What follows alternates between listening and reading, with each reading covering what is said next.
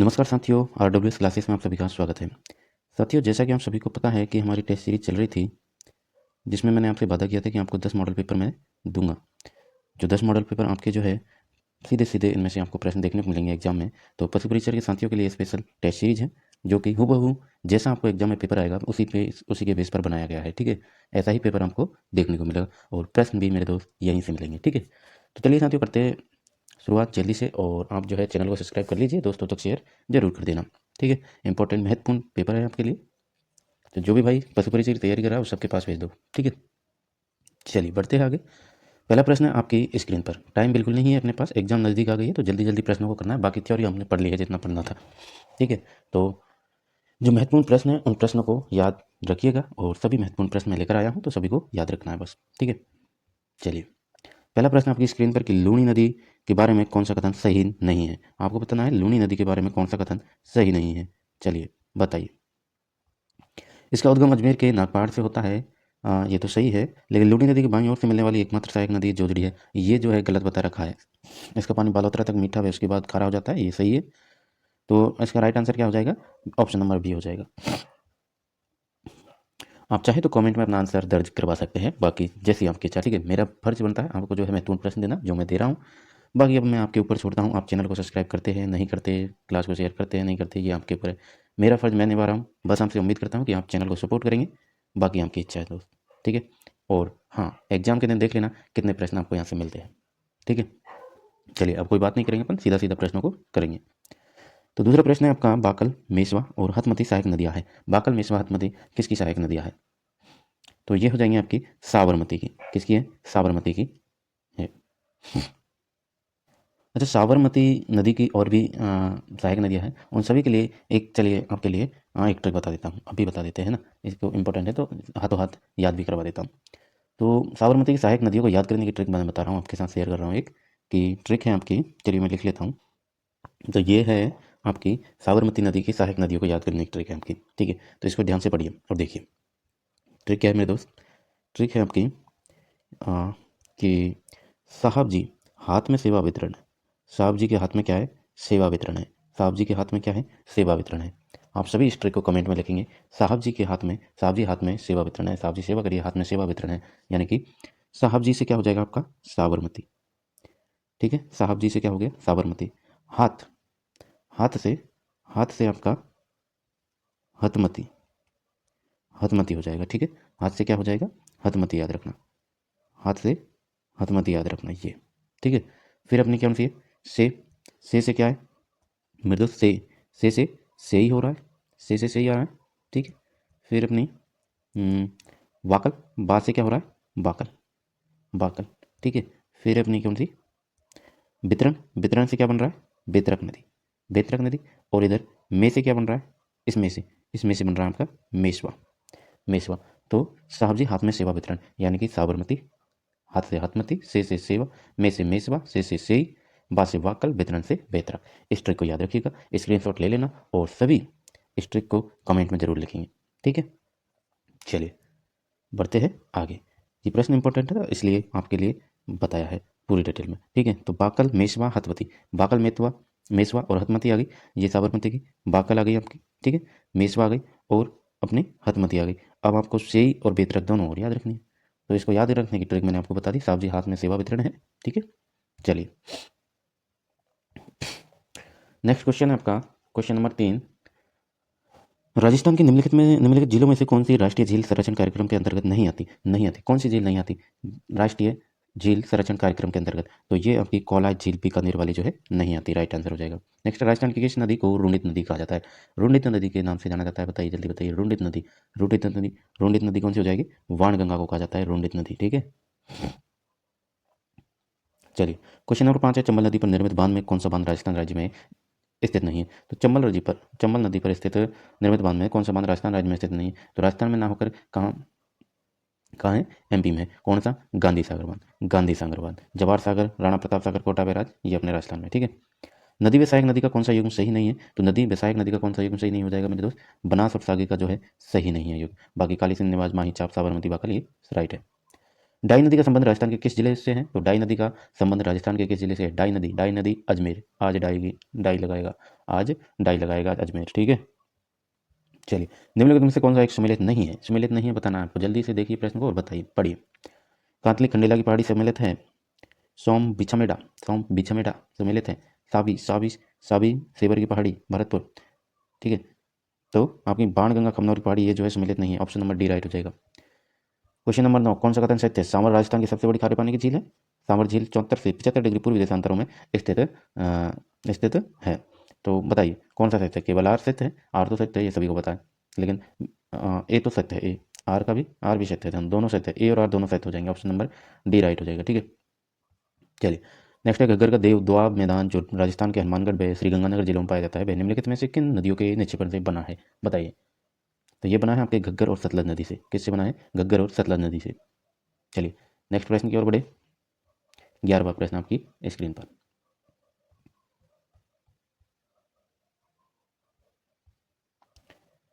चंबल घाटी में चंबल सहित पूर्व से पश्चिम दिशा में निम्नलिखित में 4 नदियों का क्रम होगा। क्या पूछा गया? चंबल घाटी में चंबल सहित पूर्व से पश्चिम दिशा में, पूर्व से पश्चिम दिशा में निम्नलिखित 4 नदियों का क्रम क्या होने वाला है? चंबल है, बनास है, पार्वती है, कालीसिंध है। तो ये इसका हो जाएगा मेरे दोस्त, पहले आ जाएगी आपकी पूर्व से पश्चिम देखेंगे ना अपन, तो पार्वती आ जाएगी। पार्वती के बाद में आपकी कालीसिंध आ जाएगी, फिर आपकी चंबल और उसके बाद में बनास। ऑप्शन डी राइट हो जाएगा। ठीक है, चलिए निम्न में से कौन सी झील मीठे पानी की झील नहीं है? मीठे पानी की झील नहीं है, बताइए। फतेह सागर, काबोद, कोलाई, सिलीसेट झील, बताइए। तो मीठे पानी की जो है आपकी काबोद झील जो है मीठे पानी की नहीं है, बाकी फतेह सागर, कोलायत और सिलीसेट ये मीठे पानी की झील है। नक्की झील के बारे में कथनों पर विचार कीजिए। तो यह झील माउंट आबू सिरोही में रघुनाथ के मंदिर के पास स्थित है। यह राजस्थान की झीलों में ऊंचाई में द्वितीय स्थान रखती है। इस झील के पास टॉड रॉक व नन रॉक विशाल चट्टानें हैं। बताइए बताइए। तो इसमें मेरे दोस्त क्या हो रहा है कि यह झील माउंट आबू, बिल्कुल ये तो राइट हो जाएगा। राजस्थान की झीलों में ऊंचाई में द्वितीय स्थान रखती है, नहीं ये गलत हो जाएगा, प्रथम स्थान ही रखेगी ये तो। ठीक है, और इस झील के पास ये टॉडर रॉक व नन रॉक विशाल चट्टान है, ये भी सही हो जाएगा। तो ऑप्शन कौन सा राइट हो जाएगा? इस हिसाब से आपका बनता है ऑप्शन सी राइट हो जाएगा इसका। ठीक है, अब करना आपको सही सुमेलित। सही सुमेलित कीजिए। 14वां नंबर प्रश्न है आना सागर अजमेर। आना सागर अजमेर नहीं है पूछा है, तो ये तो सुमेलित है। तो नहीं है आपकी कौन सी? राजसमंद झील उदयपुर, ये नहीं है। ठीक है, बाकी सिलीसेट, अलवर, रवालसमंद, जोधपुर ये सुमेलित है। किस झील के किनारे सम्राट जहांगीर ने दौलतबाग व शाहजहां ने बारादरी का निर्माण करवाया था? बताइए। शाहजहां ने बारादरी का निर्माण करवाया, वहीं जहांगीर ने जो है दौलतबाग सुभाष उद्यान के नाम से जिसे जाना जाता है। बताइए। तो ये हो जाएगी आपकी आना सागर झील के किनारे जो है सुभाष उद्यान का निर्माण करवाया, दौलतबाग का निर्माण करवाया। यहीं पर अस्मत बेगम ने इत्र की खोज करी। ठीक है, यहीं क्या करी? इत्र की खोज। ठीक है, किसने करी? तो अस्मत बेगम ने। ठीक है, चलिए 16वां प्रश्न आपका। जैसलमेर झील में 7 छोटे बड़े टापू हैं, सबसे बड़े टापू का नाम क्या है? बताइए। तो सबसे बड़े टापू का नाम हो जाएगा आपके बाबा का भागड़ा, और सबसे छोटे का क्या हो जाएगा? प्यारी। बड़ा और प्यारी क्या है? छोटा है, सबसे छोटा। ठीक है, चलिए मानसागर झील कहाँ है? मानसागर झील कहाँ स्थित है? तो मानसागर झील जयपुर शहर में है, जयपुर शहर में स्थित है। जोधपुर जेल की कायलाना झील का निर्माण किसने करवाया था? तो कायलाना झील का निर्माण करवाया था आपके सर प्रताप जी ने। सर प्रताप ने जो है कायलाना झील का निर्माण करवाया था। नागौरी निम्न प्रदेश में स्थित नमक की झीलें कौन सी है? नागौरी निम्न प्रदेश में स्थित नमक की झीलें कौन सी? बताइए जल्दी बताइए। नमक की झीलें कौन सी है? तो नमक की झीलें नागौरी में साबर हो जाएगी, कुचामन, डेडवाना। साबर, कुचामन, डेडवाना हो जाएगी। ठीक है, चलिए राजस्थान की किस झील में सौर वेधशाला स्थित है? सौर वेधशाला स्थित है, आज ही आपको जो है शॉर्ट्स के माध्यम से दिया है, शॉर्ट्स के माध्यम से आपको बताया है, तो जरूर देखना। फतेह सागर झील, फतेह सागर, फतेह सागर और जयसमंद। जय, एक सेकेंड, ये क्या है मेरे दोस्त, इसको मैं और अच्छे से आपको बताता हूँ। ठीक है, तो दोस्तों आज मैंने वैसे आपको शॉर्ट्स के माध्यम से बताया है, एक बार जरूर देखना, प्लेलिस्ट में जाइए और शॉर्ट्स को देखिए। शॉर्ट्स में मैंने आपको जो है पिछौला झील, फतेह सागर झील, इसके बारे में बहुत ही बेहतरीन ट्रिक के माध्यम से विद फोटो 1 मिनट में आपको पूरा डाटा समझाया है। यहाँ से प्रश्न गलत हो ही नहीं सकता, मात्र 1 मिनट की वीडियो से। ठीक है, तो थोड़ी सी उसकी झलक बताऊँ तो अपनी जो है पिछौला झील है। ठीक है, पिछौला झील, ये है अपनी पिछौला झील। ठीक है, और यहाँ से अपनी कनेक्ट क्या कौन सी होगी? यहाँ हो जाएगी अपनी इधर फतेह सागर झील, ये फतेह सागर झील। ठीक है, फतेह सागर झील, और ये कौन सी है? फिर इन दोनों को कौन सी जोड़ती है? क्वेश्चन ऐसे भी बन सकता है, तो दोनों को जोड़ती है स्वरूप सागर।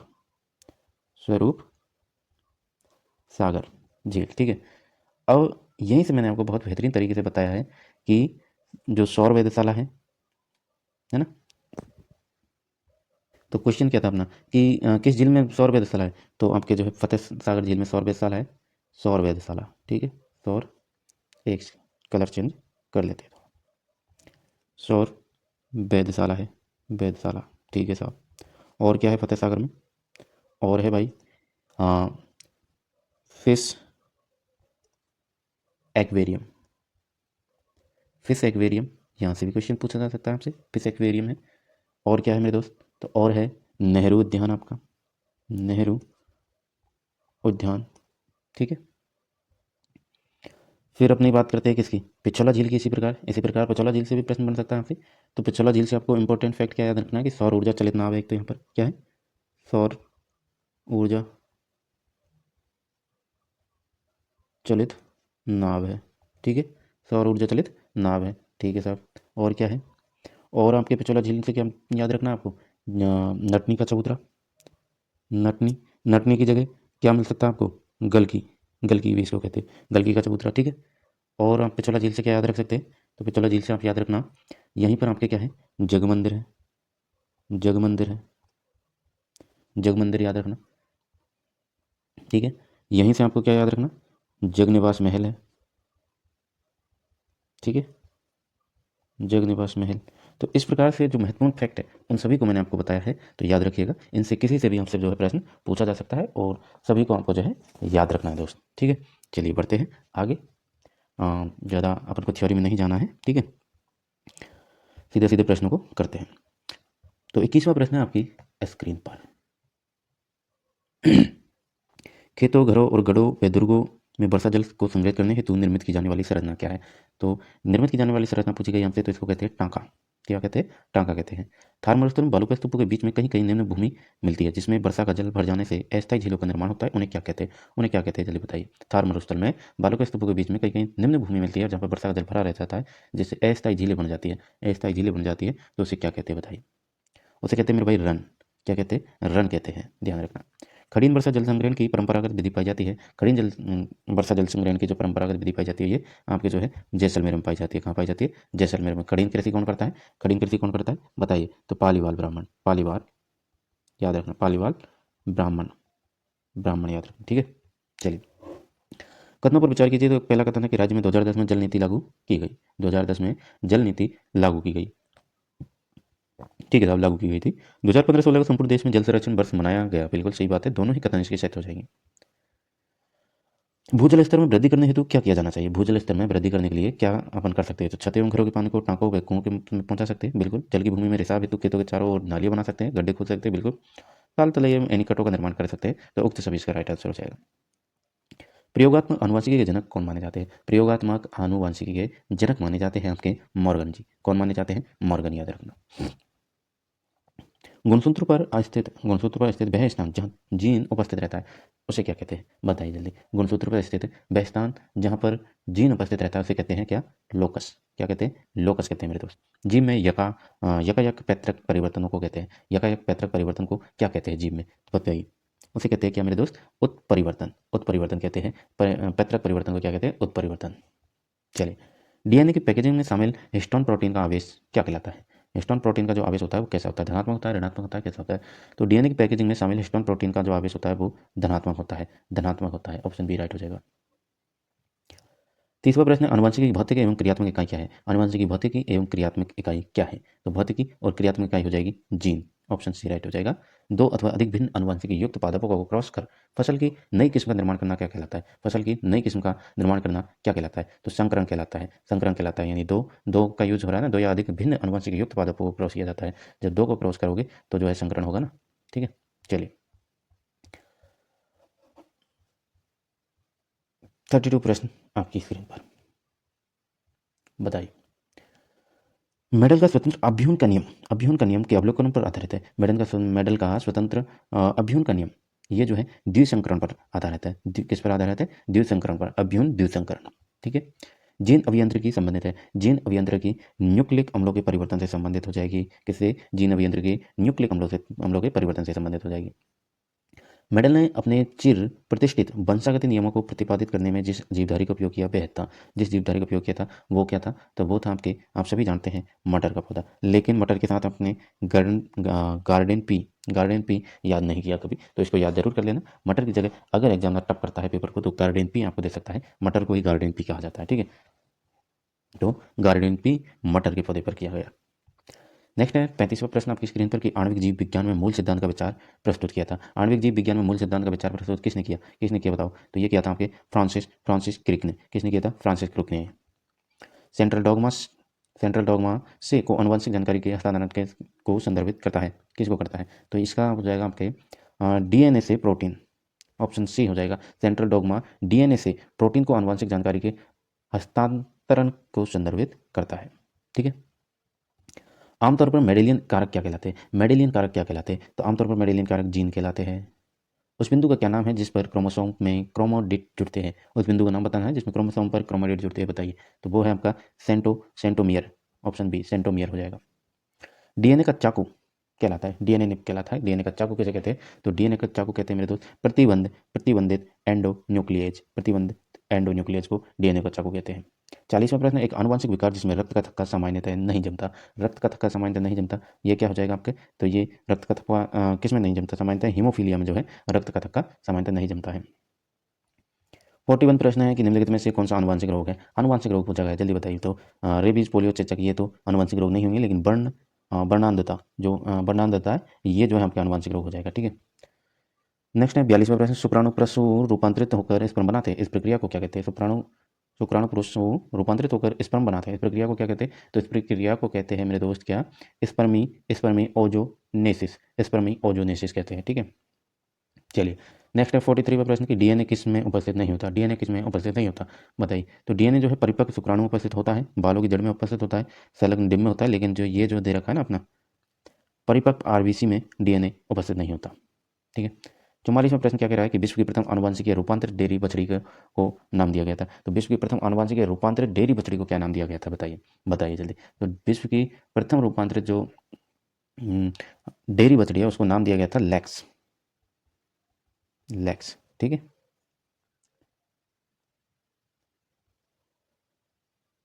चलिए अच्छा, इधर ऑप्शन दे रखे ना, हाँ, तो ये लैक्स हो जाएगा आपका। चलिए नेक्स्ट क्वेश्चन आपका, कौन सा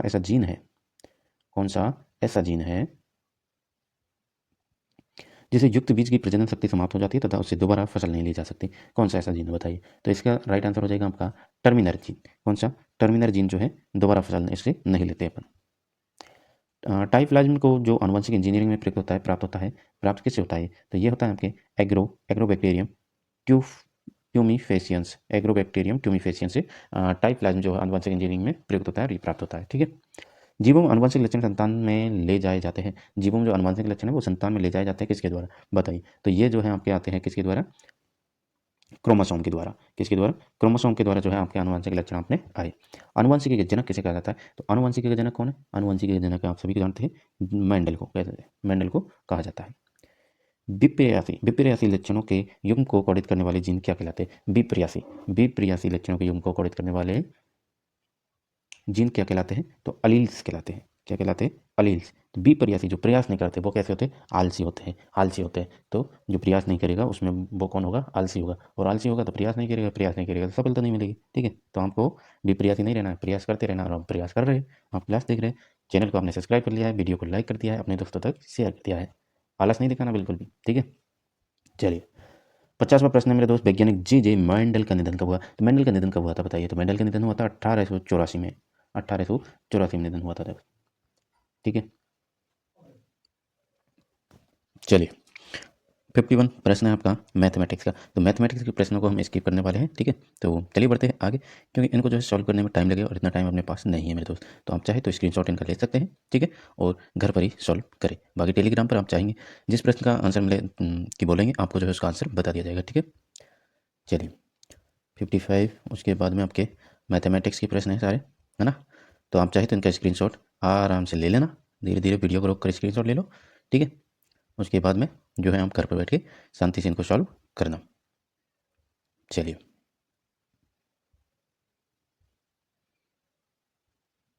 मैं इनको धीरे धीरे आगे बढ़ा रहा हूँ, आप जो है वीडियो को पुश करके आराम से स्क्रीनशॉट ले लीजिए। ठीक है, चलिए 66 66 का ये ऑप्शन देख सकते हैं आप। फिर ये 67 में 68 69 और 70। बहुत ही सिंपल प्रश्न है, ऐसे ज़्यादा हार्ड नहीं है, तो आप चाहेंगे बिल्कुल कर सकते हैं। ठीक है,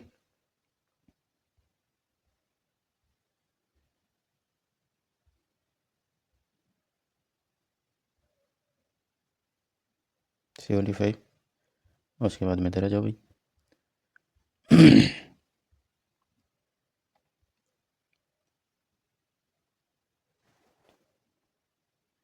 चलिए 76 प्रश्न पर आ जाइए। किस पर आते हैं, अब बात करते हैं 76 की, सीधा सीधा। चलिए तो प्रश्न क्या है मेरे दोस्त कि 18 अप्रैल को प्रतिवर्ष किस रूप में मनाया जाता है 2024 के लिए, जिसकी थीम विविधता की खोज करे और उसका अनुभव करे। विविधता की खोज करे और उसका अनुभव करे 18 अप्रैल को प्रतिवर्ष किस रूप में मनाया गया 2024 में, तो आप सभी को पता है विश्व धरोहर विरासत दिवस। विश्व धरोहर विरासत दिवस जो है मनाया जाता है, और मनाया गया 18 अप्रैल 2024 को, और इसकी थीम रखी गई विविधता की खोज और उसका अनुभव करे। ठीक है, चलिए नेक्स्ट आपका 77, भारत में किस देश के साथ संस्कृत भाषा अनुसंधान और शिक्षा को बढ़ावा देने के लिए संयुक्त रूप से काम करने में सहमत हुए हैं, बताइए किस देश से। तो ये हो जाएगा आपका नेपाल के साथ। अभुज, मांड, बीजापुर, सुकमा, बारसूर, दंतेवाड़ा क्षेत्र किस राज्य में है जहां 30 से 17 हजार वर्ष पुराने पाषाणकालीन मानव सभ्यता के उपकरण प्राप्त हुए, बताइए। तो ये जो है आपके क्या हो जाएगा, छत्तीसगढ़ से। ये कहाँ मिले, छत्तीसगढ़ में मिले मेरे दोस्त।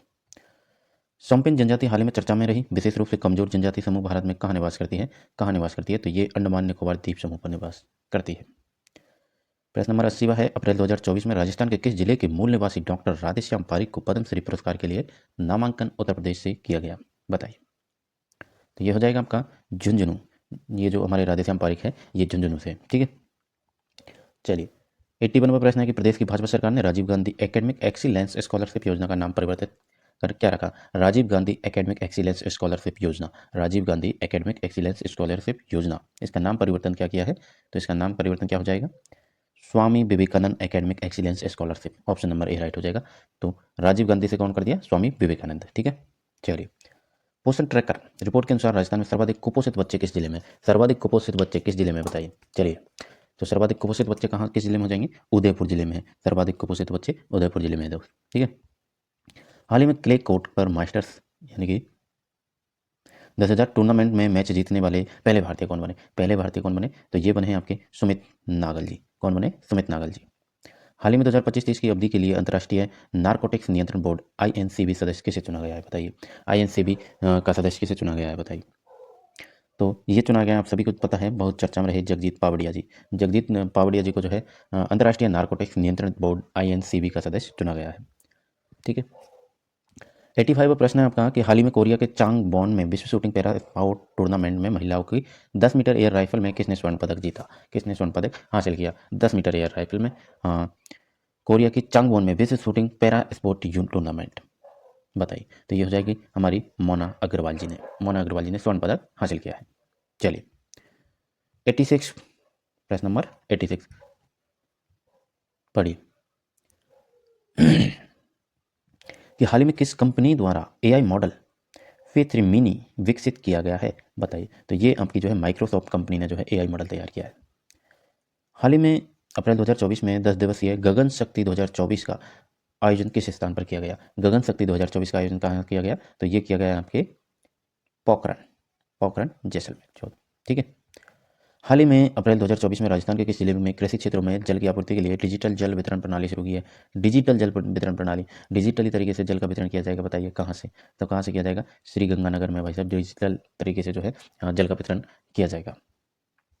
89वां प्रश्न है कि आईआईटी जोधपुर ने किस संस्थान के साथ मिलकर संयुक्त रूप से रक्षा क्षेत्र में नवाचार व अनुसंधान हेतु एकेडमिक सेंटर ऑफ एक्सीलेंस का उद्घाटन किया है, बताइए।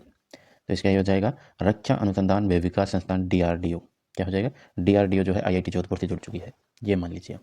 ठीक है, अप्रैल 2024 में राजस्थान की महिला जिसने संयुक्त राष्ट्र के जनसंख्या और विकास आयोग जीसीडीपी के वार्षिक सम्मेलन में पंचायत स्तर पर बालिका और महिला को सशक्त करने के लिए संबोधित किया है, नीरू यादव जो कि सरपंच है, सरपंच रही, बहुत ही बढ़िया गांव का इन्होंने विकास किया, नीरू यादव। ठीक है। 91वां प्रश्न है, श्राद्ध पक्ष क्या होते हैं? श्राद्ध पक्ष होते हैं, हाँ क्या नहीं, श्राद्ध पक्ष होते हैं, यानी श्राद्ध पक्ष जो है कब आता है? तो श्राद्ध पक्ष जो है भाद्रपद अश्विन में आता है, भाद्रपद भादव अश्विन में। ठीक है। रंगवरी क्या है? रंगवरी क्या है? तो रंगवरी जो है, रंगवरी बारातियों को दी गई भेंट होती है। बारातियों को देते हैं ना, विदा देते हैं, विदा। विदा में या तो कोई गिलास दे देता है, गिलास यानी कोई भी बर्तन वगैरह, बर्तन देते हैं, बर्तन। आजकल तौलिया वगैरह देने लगे, यानी स्वापी तौलिया वगैरह देने लगे, या फिर 1-10 का नोट तो मिलता ही है ना, तो उसी को कहते हैं रंगवरी। ठीक है। चलिए, मौसर का भोजन किस अवसर पर होता है? मौसर का भोजन किस अवसर पर होता है बताइए? मौसर, तो मौसर जो है मृत्यु पर दिया जाने वाला भोज मौसर भोज होता है। और इसी से रिलेटेड होता है जोसर। जोसर क्या होता है? तो जोसर मेरे दोस्त जो अपने जो है अपना, वो कहते हैं ना 12 बामण क्या बोलते हैं उसको, है ना, तो जो मृत्यु भोज होता है उसको अपने जीवित रहते हुए दे देता है लोगों को, तो वो होता है जोसर। नेक्स्ट है आपका, कोई महिला अपने पूर्व पति को छोड़कर अपनी पसंद के व्यक्ति के साथ चली जाए तो क्या जाए कहलाती है, क्या कहलाती है वो? अपने पसंद के व्यक्ति के साथ, यानी पूर्व पति को छोड़कर और जो है अपने पसंदीदा यार के साथ, जहाँ भी मतलब उसकी चलता है, आजकल ज़्यादा चल रहा है सिस्टम, तो वो कहलाता है नाता। क्या कहलाता है? नाता कहलाता है। नए मकान में प्रवेश के समय आयोजित कार्यक्रम क्या कहलाता है? नए मकान में जब प्रवेश किया जाता है तो क्या करवाया जाता है? नांगल करवाते हैं, नांगल करवाना, नांगल है साहब। ठीक है। सतपदी परंपरा का संबंध है। सतपदी परंपरा का संबंध किससे? तो सतपदी परंपरा का संबंध जो है, सतपदी सतपदी सतपदी, 7 फेरे 7 फेरे 7 फेरे, सतपदी से याद रखना 7 फेरे, सतपदी से क्या याद रखोगे? 7 फेरे। ठीक है। नेक्स्ट क्वेश्चन है 97 कि शिशु के जन्म से पूर्व, शिशु के जन्म से पूर्व कितने संस्कार संपन्न हो जाते हैं? शिशु के जन्म से पूर्व कितने संस्कार संपन्न हो जाते हैं? जन्म से पहले ही जो संस्कार संपन्न हो जाते हैं वो कितने होते हैं, है ना? चलिए ऑप्शन देखते हैं क्या दे रखा है, 1, 2, 3 या 0, बताइए। जन्म से पहले कितने संस्कार? तो जन्म से पहले 3 संस्कार जो है पूर्ण हो जाते हैं मेरे दोस्त। वर पक्ष द्वारा वधु के पिता को जो वधु मूल्य दिया जाता है उसे क्या कहते हैं? जब वर पक्ष वधु के पिता को वधु मूल्य देता है ना, तो उसे क्या कहते हैं? उसे क्या कहते हैं बताइए? उसे कहते हैं दापा देना। क्या कहते हैं? दापा देना। नववधु के साथ जाने वाली महिला क्या कहलाती है? नववधु के साथ जो महिला जाती है साथ में वो कहलाती है औलंदी। क्या कहलाती है? औलंदी कहलाती है। संस्कार को सही क्रम में व्यवस्थित कीजिए। संस्कार को सही क्रम में व्यवस्थित करेंगे आप तो आपका जो है ऑप्शन बी हो जाएगा, सीमंत, सीमोंतनेन, देशाटन, यज्ञोपवीत और केशांत। ठीक है। चलिए, मृत्यु से संबंधित संस्कारों को व्यवस्थित करना है आपको, मृत्यु से संबंधित संस्कारों को व्यवस्थित करना है। तो सबसे पहले तो आपकी क्या हो जाएगी? आधेटा, उसके बाद में आपका कपाल क्रिया, फिर आपकी सातरवाड़ा और उसके बाद में पगड़ी रस्म। पगड़ी रस्म जो है लास्ट में होती है ना 12वीं के दिन। ठीक है, तो वो वाली चीज़ है, तो ऑप्शन नंबर सी राइट हो जाएगा इसका। कौन सा वस्त्र ओढ़नी का प्रकार नहीं है? ओढ़नी का प्रकार नहीं है। ओढ़नी तो धनक, पोमचा और मोटड़ा तो ओढ़नी है, लेकिन ये ब्रीचेस जो है ये नहीं है, तो ऑप्शन ए राइट हो जाएगा। उदय शाही, अमर शाही, विजय शाही, शाहजहानी, ये सब क्या है? उदय शाही, विजय शाही, है ना, क्या है? तो ये है मेरे दोस्त क्या, ये है राजस्थान में पगड़ियों की शैलियाँ। राजस्थान में पगड़ियों की शैलियाँ है ये, उदय शाही पगड़ी, अमर शाही पगड़ी, विजय शाही पगड़ी, ये सब पगड़ी है। ठीक है। चलिए 104वां प्रश्न है कि बुक्तरी वस्त्र क्या है? बुक्तरी वस्त्र क्या है बताइए? तो बुक्तरी वस्त्र जो है ग्रामीण क्षेत्रों में पुरुषों के शरीर के ऊपरी भाग में पहना जाने वाला वस्त्र होता है बुक्तरी वस्त्र। ग्रामीण क्षेत्रों में शरीर के ऊपरी भाग में पहना जाने वाला वस्त्र क्या कहलाता है? बुक्तरी होता है। केरी भात को ओढ़नी, लहर भात की ओढ़नी, तारा भात की ओढ़नी और ज्वार भात की ओढ़नी का प्रचलन है, बताइए। विधवा महिला, राजपूत महिला, आदिवासी या उपयुक्त सभी? तो ये कैरी भात की ओढ़नी, लहर भात की ओढ़नी, तारा भात ओढ़नी, ज्वार भात ओढ़नी, ये जो है आदिवासियों में चलता है। ठीक है, ऑप्शन सी राइट हो जाएगा। राज्य में साफे के लिए प्रसिद्ध शहर बताइए। साफा कौन से शहर का प्रसिद्ध है? तो सभी को पता है जोधपुर शहर का साफा प्रसिद्ध है, जोधपुर का साफा, जोधपुर का। आदिवासी स्त्री द्वारा पहना जाने वाला वस्त्र क्या कहलाता है? तो आदिवासी स्त्रियां जो है वस्त्र को पहनती है वो वस्त्र आपके लुगड़ा पहनती है, चूनर पहनती है, रैनसाई पहनती है, तो प्रयोग सभी हो जाएगा। 108वां प्रश्न है कि निम्न में से कौन सा वस्त्र राजस्थान में प्रतिष्ठा का सूचक माना जाता है? प्रतिष्ठा का सूचक माना जाता है अचकन, साड़ी या फिर आपके ऑप्शन क्या है? पगड़ी। हाँ, तो पगड़ी है ना, पगड़ी है ना राइट आंसर। भाई क्वेश्चन क्या है? कौन सा वस्त्र राजस्थान में प्रतिष्ठा का सूचक, मान सम्मान प्रतिष्ठा, प्रतिष्ठा तो भाई पगड़ी से ही तो बनेगी प्रतिष्ठा। ठीक है। चलिए 109वां प्रश्न है आपका कि खूसनी वस्त्र का संबंध किस जनजाति से, जनजाति की महिला से? खूसनी वस्त्र कौन सी जनजाति की महिला पहनती है? खूसनी, तो खूसनी जो है कंजर जनजाति की महिलाएं खूसनी पहनती है, खूसनी पहनती है कंजर। कैसे कंजर, कैसे खूसनी, कैसे खूसनी? ठीक है, खूसनी की जगह मैं बोल लेता हूँ खूसनी। ठीक है, खूसनी बोल लिया। तो कुछ नहीं एक ही बात है, तो कैसे कंजर कैसे कुछ नहीं।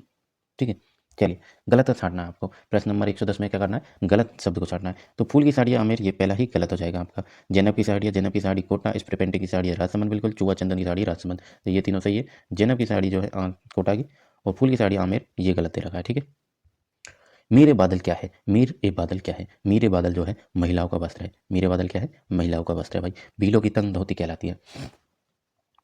भीलों की जो तंग धोती होती है वो क्या कहलाती है, वो कहलाती है देपड़ा। देपड़ा तंग धोती में, देपड़ा तंग धोती में, भीलों के देपड़ा तंग धोती में, भीलों के देपड़ा तंग धोती में। ठीक है, खाकसा, चौकुलिया, उमा, दुपलिया क्या है, दुपलिया क्या है, तो दुपलिया ये सब टोपी के प्रकार है। दुपलिया किसके प्रकार है, टोपी की। चौकुलिया, खाकसा टोपी के प्रकार है सब। 114वां की पोत सरी होकर तेदड़ आभूषण क्रमशः पहने जाते हैं।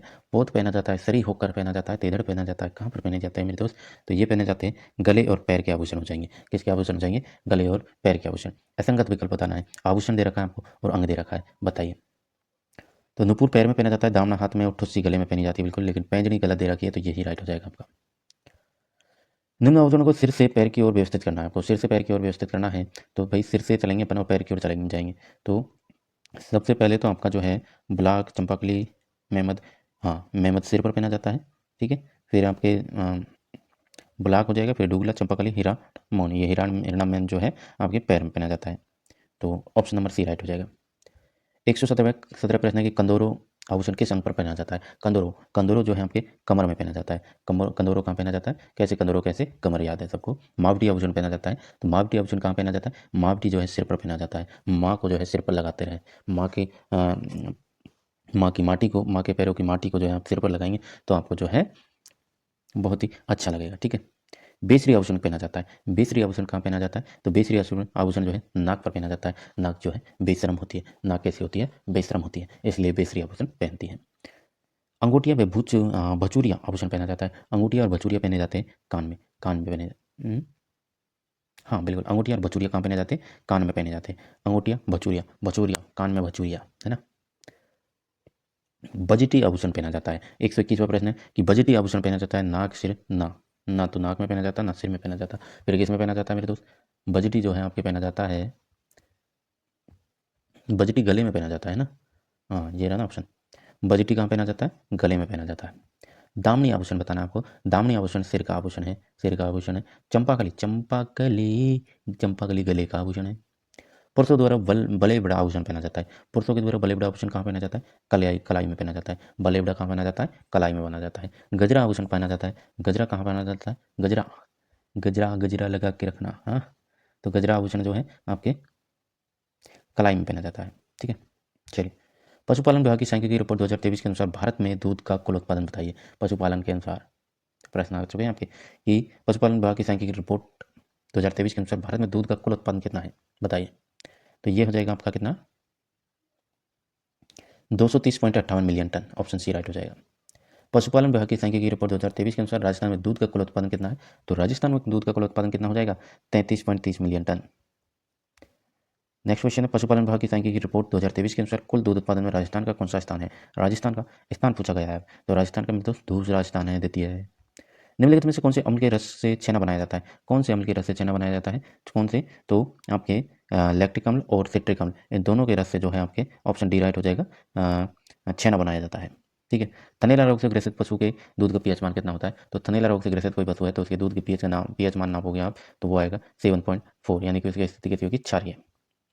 दूध का रासायनिक संगठन के अनुसार किस पशु के दूध में कुल ठोस पदार्थ एसएनएफ, प्रोटीन व वसा की मात्रा सर्वाधिक पाई जाती है। वसा की मात्रा सर्वाधिक पाई जाती है आपकी सीप यानी कि भेड़ में।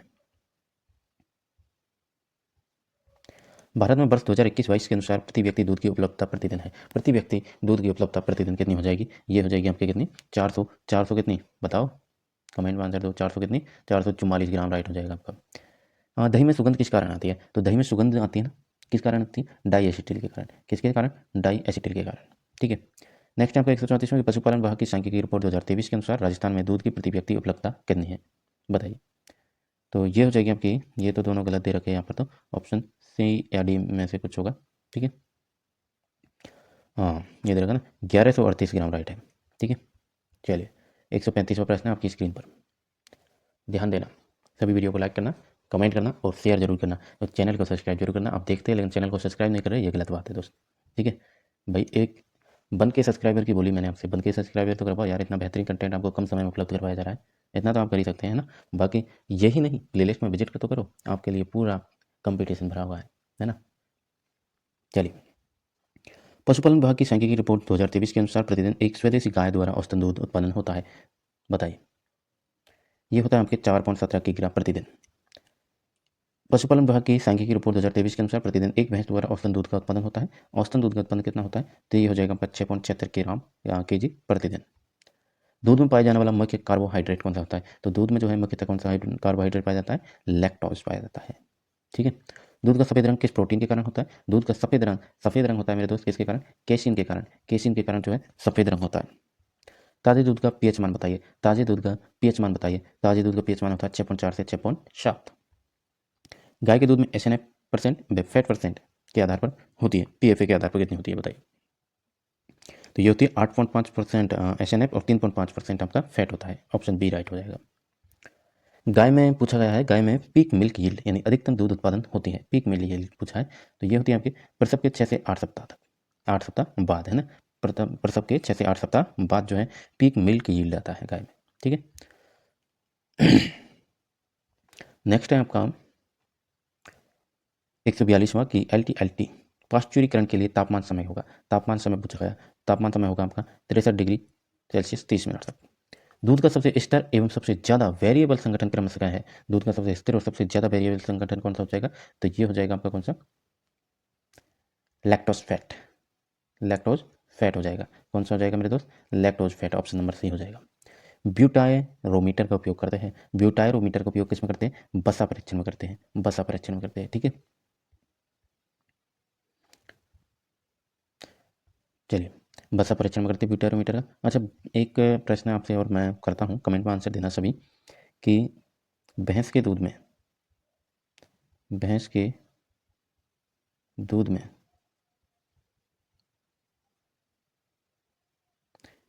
गाय का दूध मिला हुआ है, मिला हुआ है,